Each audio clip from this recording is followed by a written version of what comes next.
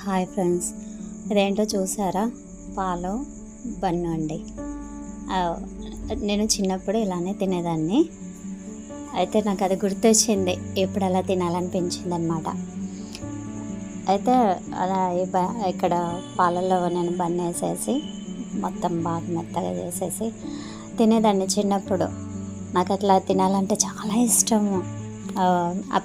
పంచదార అవన్నీ కలుస్తాయి కదా, ఆ పంచదార అవన్నీ కలిసినప్పుడు తర్వాత ఈ బన్ను ఉంది కదండి, ఈ బన్ను ఇక్కడ బేకరీలో తెచ్చుకున్నదండి.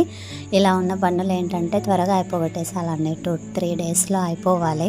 నిల్వ పెట్టుకోవద్దు, వారం రోజులు అట్లా తినొద్దు, ఇవి వెంటనే అయిపోవాలి బన్నులు. అయితే నాకు ఇలా తినడం ఇష్టం.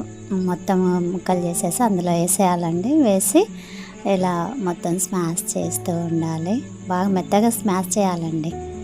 నాకైతే చాలా ఇష్టం ఇట్లా తినడం. అంటే కొందరికి ఇష్టం ఉంటుంది, కొందరికి ఇష్టం ఉండదు అనుకోండి. నా లాంటి వాళ్ళు ఎవరైనా ఉంటారు కదా. అయితే చిన్నప్పుడు గుర్తొచ్చి నాకు ఇప్పుడు చేస్తున్నాను అనమాట, తినాలనిపించి. మా పిల్లలు తీసుకొని వచ్చారు, మమ్మీ అనేసి ఇచ్చారు. నేను ఇంకా ఇలా చిన్నప్పుడు నేను ఇలా తినేదాన్ని అనేసి నేను మా పిల్లలతో షేర్ చేసుకుంటూ మీకు కూడా షేర్ చేస్తున్నానండి.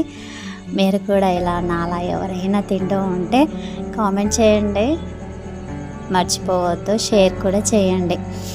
ఇలా చిన్నప్పుడు మీరు కూడా ఎవరైనా ఇలా తింటే.